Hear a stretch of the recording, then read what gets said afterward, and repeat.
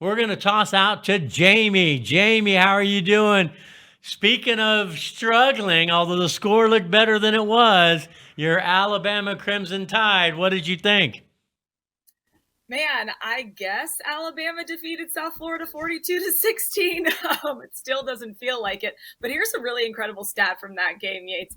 Jalen Milroe became the first player in Alabama history with 2 passing touchdowns and 2 rushing scores in consecutive games.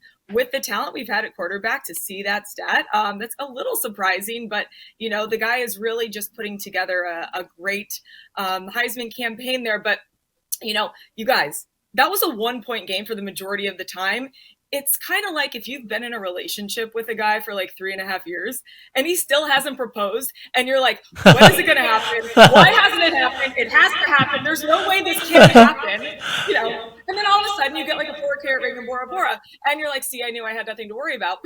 But you're still like twitching from all of the stress. And we're going to talk about that a little bit more later. But we scored 28 points in 8.5 minutes. And it's just like, if we were going to do this, if this was the plan all along, like, why did we have to wait until the last minute? I don't know. It builds character, I guess. And you know what? You were talking about the old boyfriend. Oh, Saban, you said it was like breaking up.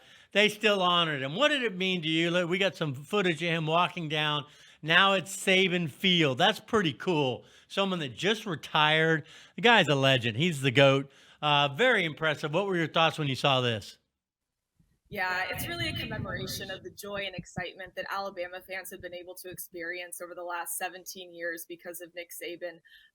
Yates, his record was 206-29, and 6 of those 29 losses came in year 1. So we're talking 23 losses in 16 years. That's less than 1.5 a season, which is just unbelievable to wrap your mind around. And, not to mention playing for the national championship 9 times in 17 years and winning 6 of those.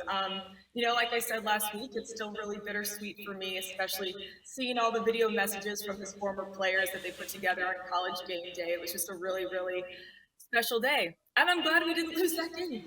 You're not the only one that's missing Saban. Everybody's missing Saban. As a matter of fact, the host of Alabama radio station was doing a live remote with the new coach, and he's even missing Saban. You got to see this. I want to remind everybody here at the restaurant, Baumhauer's Victory Grill, you do get an opportunity to ask Coach Saban a question. We've got a microphone, and we're going to have it here in front. We're going to get to that in just a few moments.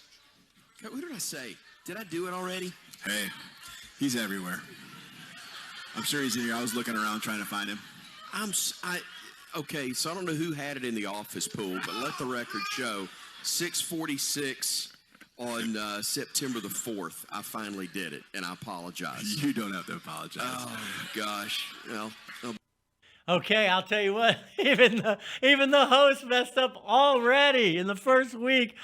Were you laughing at that, or are you like, oh, that's embarrassing?